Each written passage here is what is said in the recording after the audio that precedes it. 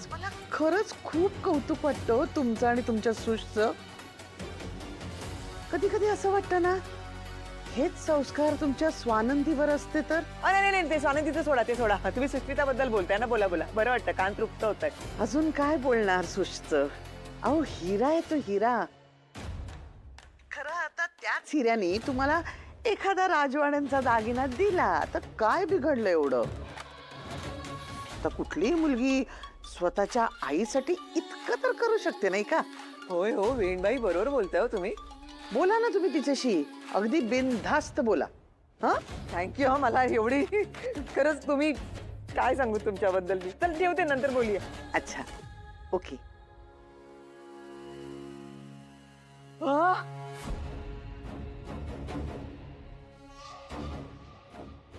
Yes तू माते, काय करशील काय सांगता येत नाही. जीनियस.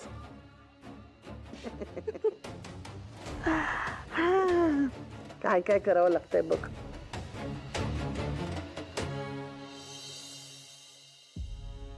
काय समजते यार ही ताई स्वतःला.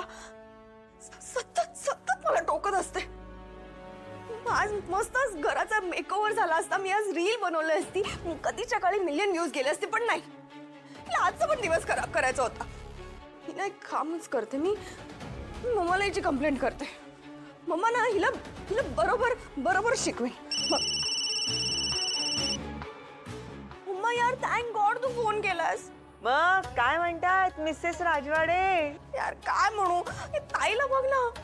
मम्मा रोजचा दिवस खराब करते, माझा स्पॉइल करते पूर्ण दिवस. सतत मला काही ना काही सांगत असते, शिकवत असते, रोज माझं इन्सल्ट करते सगळ्यांसमोर. I am not liking it anymore. तू सांग ना तिला.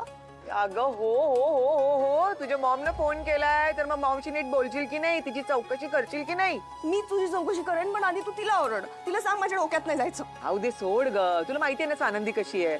सानंदी अगदी बाबांवर गेलेली. त्या दोघांनाही दुनियेला ज्ञान द्यायची भारी हाऊस. पण मी तुझ्या बाबांचं बोलणं मनावर घेते का? घेते का? नाही. मग तू पण असंच करायचं. सानंदीचं बोलणं ऐकायचंच नाही. आणि ऐकलं तरी एका कानानं ऐकायचं, दुसऱ्या कानानं सोडून द्यायचं. हे बघ सुष्मिता, सासरी सगळ्यात मोठी सासू असते, जाऊ नाही काही. त्यामुळे तू अजिबात ऐकू नकोस आनंदीचं वगैरे. अगं सासूचं ऐकत जा. तुझी सासू खूप खुश आहे तुझ्यावर, खरंच सांगते. अगं आता फोन आला होता, भरभरून तुझं कौतुक करत होती, खरंच सांगतेय. Really so nice. आता तुला कळलं का मी का सतत तुझ्या मागे लागायची ते? तू एक चांगली संस्कारित सून व्हावी म्हणून.